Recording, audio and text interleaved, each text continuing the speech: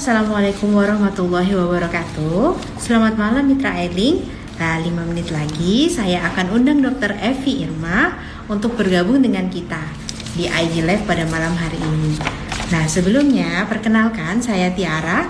Saya akan nemenin teman-teman Mitra Eling untuk ngobrol bareng sama Dr. Evi di malam hari ini ya tentunya. Nah, di live IG pada malam hari ini kita akan membahas tentang pterygium, selaput pada mata. Ya, karena seperti yang kita tahu ya, ternyata pterygium ini cukup banyak dialami oleh masyarakat dan banyak pasien di klinik mata dan polimata kami yang menderita pterygium. Jadi udah case-nya tuh banyak banget gitu loh yang udah kena pterygium ini.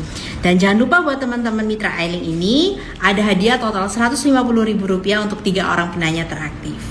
Oke, sebagai informasi juga, Eling Group ini memiliki polimata yang tersebar di beberapa wilayah, di mana salah satunya ada di tempat praktik Dr. Evi, spesialis mata di Klinik Mata KMU Madura.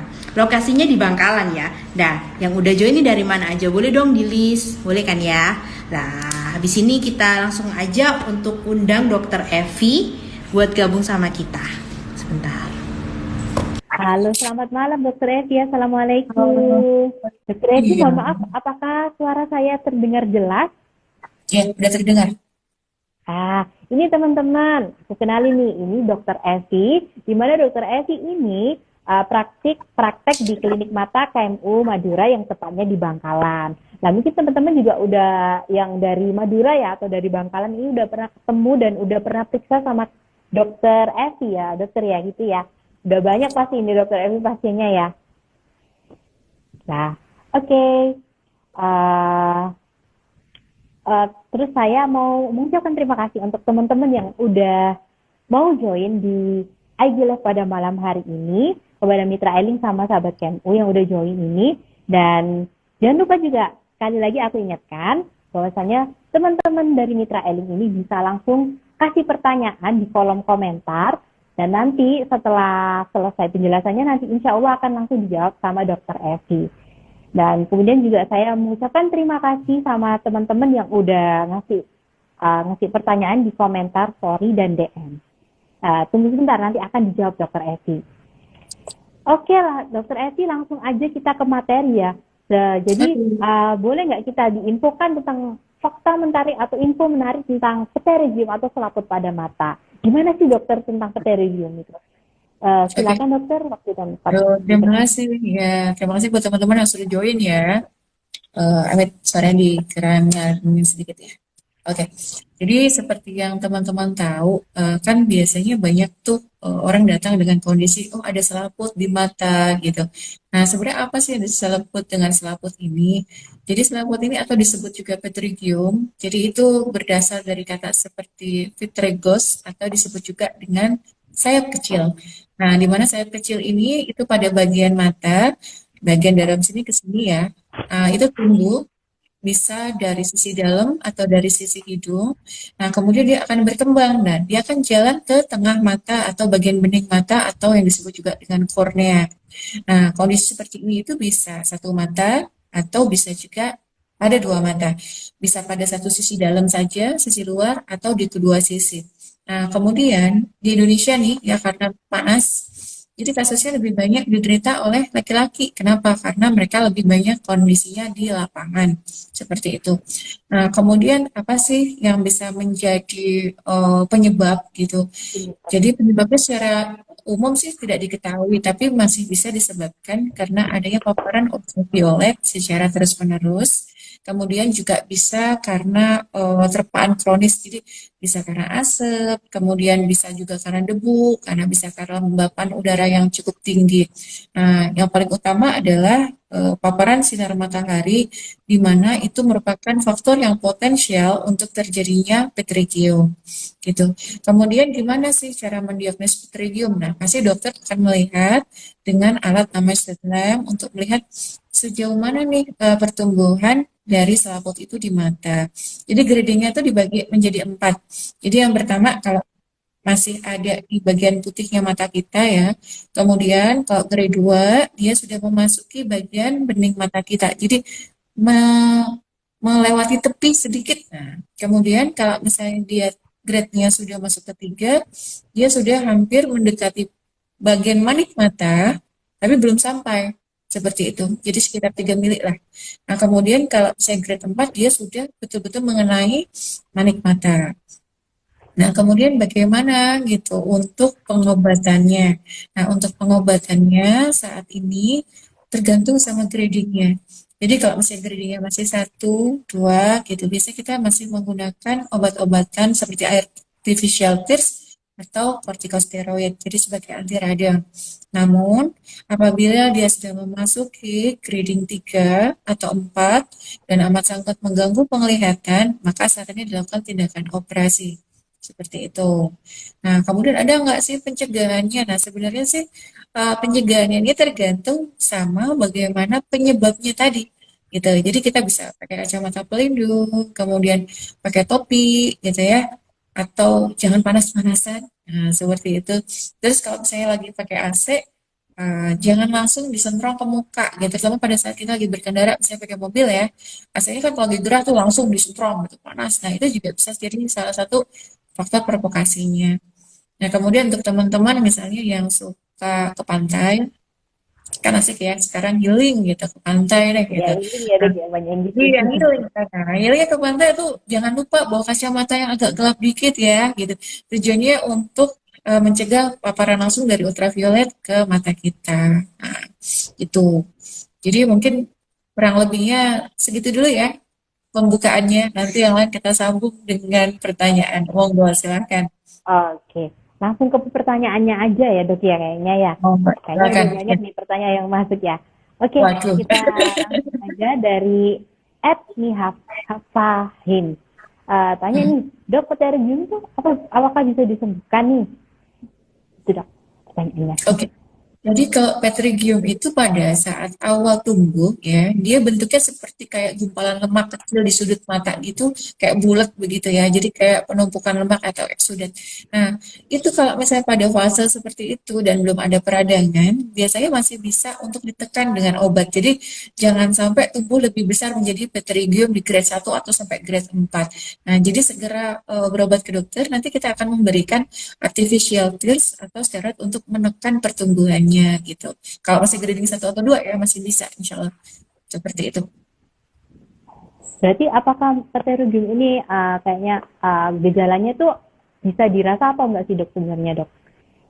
Biasanya bisa. Jadi kalau misalnya gini, mata kita dalam kondisi normal kan pasti kita nggak ngerasa apa-apa nih, baik-baik aja gitu. Nah, pada saat petrigium itu mulai tumbuh, biasanya matanya tuh agak kemerahan, rasanya nggak enak, kayak ada yang ganjel gitu. Kemudian ada sensasi seperti ada pasir gitu. Jadi kayak nyaman, nggak comfort. Jadi kayak salah aja gitu, mau diapain salah gitu, diginin salah gitu. Nah, terus nanti lama-lama akan tumbuh seperti penjualan kecil gitu, benjolan kecil warna putih gitu di bagian sudut mata, entah bagian dalam atau bagian luar, nah seperti itu. Nah, nanti lama-lama merahnya tambah lumayan dominan di sisi itu saja, dan matanya itu cenderung kayaknya rasa agak gatal-gatal gimana gitu, nggak nyaman bawanya, seperti itu. Nah, jadi sebenarnya bisa kita rasakan gitu bahwa ada benda yang mulai tumbuh di mata kita, gitu Mbak. Oke, jadi teman-teman dicatat ya nih kalau misalnya emang udah ada gejala-gejala kayak gitu, udah langsung aja pergi ke dokter mata di Eling Hospital paling terdekat atau di klinik mata cabang klinik mata kamu terdekat. Oke, lanjut ya dok ya. Dari dari isi Patria, dok apa sih pemicu terjadinya pterygium? Apakah makanan juga bisa jadi penyebabnya? Itu dok katanya dok. Oke, jadi kalau misalnya Petrigium, dia tidak bisa diprovokasi oleh makanan ya. Beda sama litiasis yang mungkin dipengaruhi sama makanan yang bergoreng-goreng atau berminyak-minyak gitu. Nah, kalau Petrigium tidak. Jadi Petrigium ini dia lebih ke paparan kronis, jadi paparan yang terus-menerus nih. Jadi misalnya kena debu, warawiri tuh di jalan, terus lagi panas, berulang, terus mungkin untuk daerah teman-teman yang daerah pesisir ya, kan panasnya tuh kontinu ya terus menerus. Nah, itu tuh bisa jadi salah satu sumber provokasi untuk terjadinya perubahan sel di konjungtiva atau di bagian selaput mata. Kemudian juga sinar ultraviolet panas ya, Terus yang paling sering mungkin saat ini mungkin AC juga bisa. Jadi ruangan yang terlalu lembab itu juga memprovokasi untuk pertumbuhan Betul. selnya juga Betul. berbeda. Seperti itu.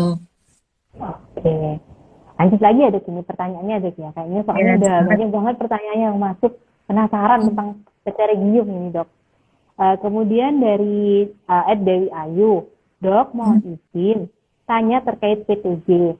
Saya pernah mendengar bahwa operasi Pterygium memiliki risiko OP yang cukup besar karena banyaknya pembuluh darah di sekitar selaput atau daging tumbuh lah. Silakan dokter, mungkin bisa diberi informasi secara detail. Jadi begini, kalau misalnya untuk teknik operasi Peteриgium atau selap itu ada beberapa. Nah, jadi kalau misalnya teknik yang dulu mungkin yang paling banyak dipakai itu bear sclera ya istilahnya. Jadi setelah selaput dari Peteриgium itu dikupas, itu dibiarkan saja gitu. Memang pada saat Peteриgium itu tumbuh, apalagi sampai gradingnya 3-4 gitu ya, sudah besar-besar gitu pembuluh darahnya pada saat kita operasi itu cenderung memang perdarahannya dominan. Nah, tapi untuk teknik yang terbaru, nah itu ada istilahnya dengan graft. Jadi kita menempelkan bagian dari diri kita sendiri. Jadi kita akan menempelkan bagian konjungtiva yang ada di daerah atas atau superior itu untuk ditempelkan. Nah, tujuannya supaya angka rekurensinya rendah. Nah, kemudian gimana nih masalah perdarahan gitu ya. Nah, itu biasanya dipengaruhi juga sama hipertensi. Jadi kalau misalnya orang dalam kondisi tensi yang normal, pada saat kondisi operasi, insya Allah perdarahannya nggak sebanyak orang yang hipertensi tidak terkontrol obat hipertensinya, begitu. Oke, Mbak Hmm. Dewi Ayu ya sudah terberi informasi dengan jelas ya langsung di sama dokter spesialis mata. Lanjut lagi ya dok ya pertanyaannya ya dok ya. Sebentar. Dari Siva Sauki Tamdi. Mau tanya, mata saya di bagian hitamnya ada putih kayak lendir, tapi nggak bisa hilang nih dok. Rasanya kayak mengganjal dan perih. Apakah ini juga termasuk pterygium? Nah, ini kalau misalnya ada sesuatu yang kayak berlendir di mata, kita lihat posisinya dulu ya. Jadi ada beberapa yang bisa aja mungkin pinguiculitis bisa karena posisi sama ya di ujung mata. Nah, itu harus diperiksakan dulu karena kalau misalnya dia pterygium seperti yang saya bilang tadi dia kan pterygos ya. Jadi dia itu seperti sayap kecil. Jadi bentuknya tuh segitiga begitu. Nah, beda kalau misalnya pinguiculitis dia biasanya bulat bulat terus dia agak nyebar merah gitu. Jadi saran saya diperiksakan ke dokter dulu ya untuk memastikan ini jenisnya yang mana nih biar nggak salah ngobatin. Itu ya dari Kak Siva Sauki Tamdi, lebih baik anak diperiksain dulu biar tahu nih penyebabnya sebenarnya apa. Kalau misalnya takutnya kan nanti salah diagnosa juga ya dok ya. Mendingan Ya. langsung dilihat langsung sama dokter matanya seperti itu. Kemudian dari Ed Meliani Uti, apa saja sih dok yang harus disiapkan pasien sebelum ada tindakan untuk pterygium dan prosesnya tuh berapa lama ya dok ya kira-kira kalau misalnya tindakan Oke. PPG? Ya, terima kasih pertanyaannya. Jadi, sebelum kita operasi, maka yang dipersiapkan itu mentalnya dulu. Ya kan? Nah, Mental kalau dulu. pasti benar sudah baca dulu nih. Kenapa? Karena pada saat di meja operasi itu pasti dokter mintanya pasiennya tenang gitu. Jadi disiapin pertama menurut saya mental. Nanti belum siap di meja operasi udah pada lari gitu. Ya, kemudian untuk operasinya sendiri ya, maka dokter saya terutama bukan meminta supaya gula darah sama tensi darahnya dicek sebelum operasi. Ya, biar tadi nggak perdarahan gitu. Nah, kemudian gula darah itu dalam kondisi normal, tensi darah dalam kondisi normal. Nah, kemudian karena misalnya ini saat ini masih ada kondisi pandemi sih, eh, kita biasanya masih minta swab antigen untuk tindakan operasi gitu. Kemudian berapa lama? Nah, ini tergantung pasiennya lagi gitu. Kalau pasiennya tenang banget, insya Allah itu sekitar 20-25 menit kita sudah selesai. Nah, tapi Oke. kalau pasiennya nggak tenang-tenang, wow, bisa dibayangkan berapa lama ya. Iya. Jadi Mbak Melani Uti disiapkan nanti ya untuk catatan penting ini untuk teman-teman sama mitra ini kalau mau ada tindakan operasi disiapkan dulu mentalnya biar normal semuanya. Iya, biar tenang, Kemudian tekan. iya. Dari Selir BF, dok, apakah leukoma aderen bisa sembuh? Oke, agak geser sedikit ya. Oke, kita Iya. bicara tentang rekom adherence ya. Jadi leukemia adherens ini itu biasanya terjadi karena proses entah itu inflamasi, infeksi, atau riwayat trauma sebelumnya. Nah, memang jujur ya, itu kasusnya agak susah. Jadi memang harus diperiksa dulu lebih lanjut. Cuman kalau leukemia adherens ini dia salah satu bentuk akhir dari satu proses infeksi atau inflamasi. Jadi untuk disembuhkan agak berat gitu. Oke. Ya, Agak out of the topic ya dok ini ya. iya Oke, nggak lanjut lagi apa-apa. dong. Ini dari Sivatria juga. Dok, kalau misalnya ini udah operasi nih kan, sebelumnya udah kena pterygium, udah operasi. Lah habis itu muncul lagi nih pterygiumnya. Misal sudah grade yang harus operasi lagi, apakah berisiko dok untuk operasinya? Jadi Jadi berulang kayaknya. recurrence ya, jadi berulang nih ya. Oke, jadi Iya. kalau misalnya berulang, ini perlu kita evaluasi lagi nih. Berulangnya kenapa? Apa karena misalnya paparan dia, artinya ada resiko pekerjaannya memang lebih banyak di luar, ultravioletnya lebih tinggi, atau karena memang ada sesuatu di diri dia yang menyebabkan sel itu tumbuh kembali. Nah, biasanya kita tuh untuk operasi, untuk yang pertama sama kedua, memang masih aman. Tapi begitu yang ketiga, biasanya kami sarankan untuk pemeriksaan patologi anatomi untuk ngecek apakah selnya aman untuk dilakukan tindakan lanjutan atau tidak. Karena bisa aja kelainannya dia bisa jadi jenis tumor gitu. Jadi harus dicek lebih lanjut kalau misalnya dia lebih dari 2 kali operasi gitu. Oke, dinut ya teman-teman ya. Lanjut lagi dok. Kayaknya udah banyak banget pertanyaannya dok. Tertarik Gimana? sekali nih teman-teman kayaknya ya. Dari ACCP, kalau misalnya kita kena P2G dok, terus selaputnya ini kita kucek lah. Selaputnya ini tambah banyak atau gimana nggak? Ngaruh nggak kalau misalnya kita kucek gitu? Oke, jadi begini, kalau misalnya satu sel tumbuh karena misalnya paparan, terus kita kucek-kucek, berarti kan kita nyebabin trauma, ya nggak sih?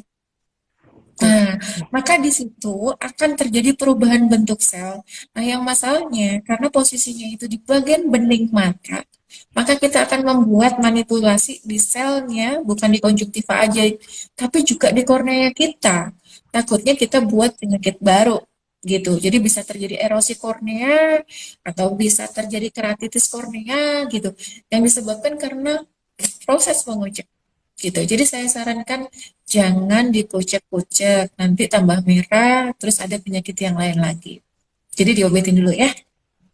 Iya, berarti kalau misalnya udah kena gejala kayak gitu, mendingan langsung jangan dikucek, mendingan langsung ke dokter mata gitu ya, dan langsung periksa. Oke, setuju. Ya, betul. Oke, bentar dok. Um,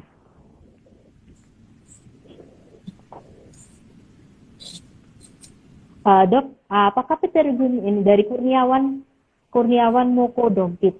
Dok, apakah pterygium bisa lebih parah kalau kita merokok atau banyak main HP? Ngaruh nggak sih dok itu dok? Pertanyaannya, wow. Jadi gini, Mas, kalau misalnya untuk merokok gitu, karena dia itu partikel kecil dan itu kan jarang ya orang merokok cuma sekali ya, biasanya kan terus-menerus tuh. Berarti kan dia Iya. paparan kronis. Nah, jadi itu juga akan eh, ya membuat efek lah sedikit banyak ke pertumbuhan petrigiumnya. Tapi kalau handphone, maka jatuhnya bukan ke petrigium. Kita akan membicarakan sindrom mata kering gitu dan istilahnya ada lagi tambahan seperti Astenov. Jadi untuk handphone sendiri nanti kita baca masalah computer vision syndrome ya. Jadi nggak nyambung nih. Gak apa-apa. Oke, untuk teman-teman Mitra Eli, aku ingatkan lagi ya bahwasannya Dokter Evi ini prakteknya di Klinik Mata KMU Madura, tepatnya di Bangkalan. Jadi untuk teman-teman yang dari Madura, kalau misalnya mau ketemu nih sama Dokter Evi, terus kebetulan juga ada keluhan, langsung aja datang ke Klinik Mata KMU Madura lah. Kalau mau pilih juga, kalau misalnya mau periksa sama Dokter Evi, lah teman-teman juga dari Bangkalan Madura ini bisa pilih layanan VIP. Jadi teman-teman bisa langsung milih sama dokter Evi. Gitu ya dok ya. Iya benar Kemudian, sekali. dokter boleh tahu nggak sih ini jadwalnya di klinik mata KMU Madura itu kapan aja biar teman-teman Mitra Ailing sama sobat KMU ini tahu nih kapan biar kalau misalnya mau periksa kan bisa langsung jadwalnya dokter Evi gitu ya. Boleh diinfo Iya. dok? Jadi oke. Jadi di Dokter Evi itu di Klinik Mata KMU Madura setiap Rabu sore, kemudian hari Kamis sore, Jumat khusus operasi. Kemudian hari Sabtu pagi sampai siang, kemudian sore sampai malam. Begitu deh. Nah, dicatat ya teman-teman ya. Sabtu pagi sampai sore ya dok ya. Iya sampai malam. Jadi saya kalau Sabtu tuh full Oh, day. full day. Jadi Rabu Kamis teman-teman dicatat nih sama kalau mau periksa sama dokter Evi. Dokter Evi praktek di Rabu Kamis di sore, poli sore. Kemudian kalau Jumat khusus nih dokter Evi operasi. Kemudian kalau di Sabtu full day itu dokter Evi semuanya kayak gitu. Jadi teman-teman kalau mau langsung pilih dokter Evi tinggal pakai layanan CIT deh atau kalau nggak samain jadwalnya gitu ya dek ya. Iya. Oke, kita lanjut lagi pertanyaannya ya dok ya. Kayaknya Oke, banyak juga lanjut. soalnya. Bentar dok, aku bacain dulu. Dok, apakah masih tumbuh lagi pasien yang sudah operasi pterygium dengan usia di bawah umur 40 tahun? Oke, jadi memang banyak ya kasus-kasus sekarang itu usia di bawah 40 tahun sudah ada mengalami petrigium. Terus pasti nanya nih, dok gimana nih kalau misalnya dioperasi bakal tumbuh lagi enggak? Jadi biasanya kita di usia di bawah 40 tahun biasanya kita sarankan untuk tidak operasi dulu kecuali di garis bawah ini. Pertama amat sangat mengganggu penglihatan. Kemudian tingkat silindernya karena dia mempengaruhi bagian bening mata ya, karena dia menarik banget kan, akhirnya kan terbentuk silinder tuh. Nah, di saat kondisi silindernya juga sudah mengganggu sekali, memang meskipun usia masih di bawah 40 tahun, kita sarankan untuk operasi. Cuman dengan catatan, resiko untuk terjadi recurrence atau kembali lagi besar, kalau misalnya paparannya tetap aktif gitu. Oh, jadi adanya setelah apa namanya? Setelah operasi dikurangi juga dulu ya. Maksudnya ada pencegahan tersendiri dari kita Iya, gitu ya, benar. dok ya. Oke. Ini ada lagi dari Isi Patria. Sebenarnya dari usia berapa sih dok resiko terjadinya pterygium? Apakah anak-anak di bawah juga bisa kena PTG? Oke, jadi sebenarnya sih karena dia itu sifatnya paparan ya, paparan dari ultraviolet, kemudian dari paparan kronis seperti asap, debu, bla bla bla gitu. Nah, jadi orang yang sudah aktivitasnya secara kontinu itu ada di luar gitu, itu resiko terpaparnya lumayan besar gitu. Nah, kalau anak-anak kan kebetulan aktivitasnya masih banyak indoor ya, jadi bukan outdoor. Jadi resiko mereka terjadi itu masih agak rendah. Nah, jadi kalau untuk Indonesia sih rata-rata yang sudah di atas usia sekitar 20-an ya yang banyak, kalau anak-anak sih hampir jarang. Kalau misalnya pun ada, itu diagnosanya jadi pseudopetrigium. Jadi seolah-olah seperti petrigium, tapi bukan petrigium murni. Nah, seperti itu. Oke. Lanjut lagi dok. Ada Oke. dari Deli Ayu. Dok, Hmm. mohon izin bertanya lagi nih. Pada pasien dengan PTG yang juga terdapat katarak matur, Oke. manakah yang lebih utama didahulukan ya dok ya? Operasi katarak atau PTG-nya? Oke, ini kayaknya pengalaman keluarganya nih. Oke, pinter pertanyaannya. Jadi gini, kalau misalnya ada pasien nih dengan petrigium, kemudian ada katarak yang mana yang duluan? Jadi tergantung sama grading petrigiumnya. Kalau grading petrigium itu grade 3, 4, maka operasi petrigium duluan. Gitu. Karena pada saat kita operasi katarak, kita kan akan membuka kapsul depan. Nah, kalau kapsul di depan dibuka, terus ada petrigiumnya, nggak kelihatan dong, bingung antara operasinya. Jadi, kalau misalnya gradingnya 3, 4, saran saya dibuka dulu. Jadi, operasi selaput dulu ya, baru kemudian kataraknya lanjut. Dengan jarak ya mungkin sekitar 3 minggu lebih lah. Oke, gitu. Oke. Ini ada dari Syeful Bahri 974. Apakah ada tindakan selanjutnya selain operasi untuk menghilangkan pterygium, dok? Kalau jadi kalau misalnya petridium, tindakan lanjutannya itu mungkin pasti pencegahan ya, supaya nggak tumbuh lagi ya. Kalau misalnya untuk setelah operasi, biasanya kita masih akan mengobati pasien itu supaya dia tidak recurrence dengan pengobatannya sekitar 4 sampai 6 minggu dengan steroid. Dan kemudian kita akan bilang sama pasiennya dikasih kacamata pelindung, kemudian kalau keluar pakai topi atau pakai payung gitu. Jadi paparannya dihindari banget gitu. Tapi kalau operasi lanjutan sih nggak ada ya. Nggak ada ya dok ya? Iya, Oke, bentar dok. iya kayak Kayaknya pertanyaan ini rame banget ya. banyak banget dok. Enggak, soalnya Petrigium ini memang di Indonesia tuh lumayan banyak loh, bener. Kalau di klinik mata kayak Madura sendiri banyak juga dok ya berarti ya. Maksudnya Banyak, pasien-pasiennya kan juga daerah pesisir ya di sana ya. betul. Ya, saya itu biasanya dapat pertama yang kerjanya itu di sawah, kemudian yang terpapar pelayaran, nah terus yang suka di air-air lah pokoknya gitu. Maksudnya air asin loh ya. Nah itu biasanya dia paparan untuk tumbuhnya lebih cepat dan usianya kadang-kadang di bawah 40 tahun udah pada Petrigium. Nah, kadang-kadang saking takutnya atau karena mereka mungkin belum mengerti bahwa operasi itu amat sangat lumayan cepat lah ya, nggak lama, nggak berdarah-darah gitu. Jadi pada takut itu kadang-kadang. Jadi nanya dulu, dok, kalau operasi Petrigium itu serem nggak sih dok? Berapa lama? Berapa jam? Berapa hari? Waduh, asik deh pertanyaannya begitu. Nah, biasanya kalau sudah telat gitu kasihan, apalagi kalau sudah dua sisi. Jadi gini ya, ketutup banget maka akan sangat mempengaruhi penglihatan. Nah, biasanya setelah dikupas, bentuk kornea yang tadinya tertekan, nah itu dia akan mulai kembali membaik kembali. Akhirnya penglihatannya mulai muncul, lebih bagus ternyata. Gitu. Jadi kalau bisa ya periksa dulu deh gitu, jangan sampai telat, jangan sampai jadi kabur gara-gara selaput aja. Itu ya. Iya, apalagi teman-teman dari mitra ini sama sobat kamu yang mungkin kerjanya di luar ya di lapangan itu lebih baik alangkah lebih baiknya kalau misalnya emang periksa rutin gitu ya dok ya biar kalau misalnya ada apa-apa bisa langsung ditangani gitu ya. Iya, setuju. Oke, dua pertanyaan terakhir ini dok.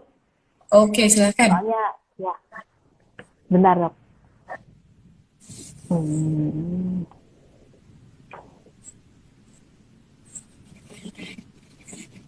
Dok, kalau misalnya ini kan, kalau misalnya operasi katarak ini kan habis operasi emang nggak boleh kena air ya dok ya. Nah kalau Oh ya. misalnya operasi PTG itu apakah boleh kena air dok dari Eva Ariana? Oke, jadi gini, kebetulan kalau menggunakan, jadi tergantung sama teknik sih ya. Karena sekarang teknik yang paling baru kan yang pakai graf nih. Nah, jadi kalau graf itu harapannya kita grafnya jangan sampai kena air dulu. Itu biasanya sih 2 kali 24 jam itu kita bilang sama pasiennya jangan kena air dulu. Tujuannya supaya grafnya betul-betul nempel. Apalagi kalau teknik operasi grafnya itu tanpa jahitan. Jadi dilekatkan dengan kondisi serum darahnya pasien sendiri gitu. Jadi dia betul-betul supaya touch, supaya nempel gitu sempurna. Nah itu 2 kali 24 jam nggak boleh kena air dulu matanya. Ya lebih sedikit Oke, lah daripada katarak ya. dinut ya sama teman-teman ini ya. Kemudian pertanyaan terakhir dok dari Isi Patria, dok untuk penyembuhan dari pterygium sendiri kira-kira berapa lama ya dok ya setelah operasi jaraknya? Oke. Kalau misalnya setelah operasi Petrigium ini, itu biasanya sudah seminggu tuh cukup aman gitu. Untuk aktivitas biasa udah cukup aman. Nah, cuman kalau betul-betul stabil sampai ke korneanya sih tetap dia akan membutuhkan recovery full itu 28 hari. Tapi kalau untuk kena air itu biasanya sudah hari ketiga udah boleh, kemudian aktivitas biasa juga udah nggak apa-apa. Gitu. Oke, itu pertanyaan terakhir untuk malam ini ya dok ya. Oke dokter, saya akan mengingatkan kembali nih sama teman-teman untuk di bahwasannya di klinik mata KMU ini ada punya layanan VIP ya, utamanya di klinik mata KMU Gresik sama klinik mata KMU Madura. Di mana layanan VIP ini bisa teman-teman dan sobat-sobat mitra Ailing bisa manfaatkan karena bisa mempermudah teman-teman dalam proses pemeriksaan, mulai dari proses yang singkat, itu manfaatnya ya, mulai dari proses yang singkat, terus bisa milih dokter mata sesuai pilihannya. Kalau misalnya teman-teman dari Madura nih kepengen periksa sama dokter Evi, silakan langsung pakai layanan VIP ya. Dan kemudian tentunya layanannya juga lebih nyaman dibandingkan pasien yang menggunakan umum atau BPJS. Nah untuk info lebih lanjut, teman-teman mungkin bisa atur jadwal, langsung bisa klik di bio Instagram KMU. Uh, Dokter, ini ada dari Dewi Ayu, katanya salam rindu dari saya Dewi, rekan Mbak Erlin dari Nganjuk yang dulu pernah dirawat dokter waktu di pesantren Surabaya. Gitu dokter. Iya, Ada titip waduh, salam. lama banget gak ketemu ya. Sehat-sehat ya Dewi. Nah, kemudian untuk bagi mitra Elin juga nih yang ingin mendapatkan operasi katarak premium untuk keluarganya agar terbebas dari katarak sekaligus mata minus, silinder atau rabun dekat, bisa langsung datang ke seluruh cabang Elin Hospital Partner atau klinik mata KMO. Aduh dokter, ternyata banyak temannya dokter ini ya, ada pasiennya juga ya, yang nyapa tadi, Dewi Ayu ya, Iya, ini banyak ya. dari Mbak Erlin. Ya, Alhamdulillah. Ya, pokoknya sehat-sehat lah Oke. buat semuanya ya. Oke, terima kasih banyak untuk Dokter Evi yang udah meluangkan waktu pada malam hari ini untuk sharing ilmu ya tentang pterygium, sharing informasi. Dan semoga ini informasinya juga bermanfaat bagi mitra Eling sama sahabat KMU. Terus kalau misalnya dari mitra Eling sama sahabat KMU ini, bahkan kerabatnya ada yang mengalami pterygium atau yang udah disebutkan tadi tentang gejalanya, itu langsung aja kalau misalnya ngerasa langsung aja periksa ke Eling Hospital Partner terdekat atau di klinik mata KMU terdekat. Dan jangan lupa untuk tetap periksa rutin selama 6 bulan sekali ya untuk yang berkacamata dan 1 tahun sekali untuk teman-teman yang nggak punya keluhan. Dan kemudian untuk teman-teman nantikan live Ailing Group bersama dokter-dokter mata lainnya dan tentunya dengan topik kesehatan mata yang berbeda. Jangan lupa jaga kesehatan mata karena obat mata yang sesungguhnya adalah periksa mata rutin untuk mendeteksi sedini mungkin dengan penanganan tepat dan secepat mungkin. Terima kasih Dokter Evi. Selamat malam. Wassalamualaikum warahmatullahi wabarakatuh. Terima kasih semua. Dadah.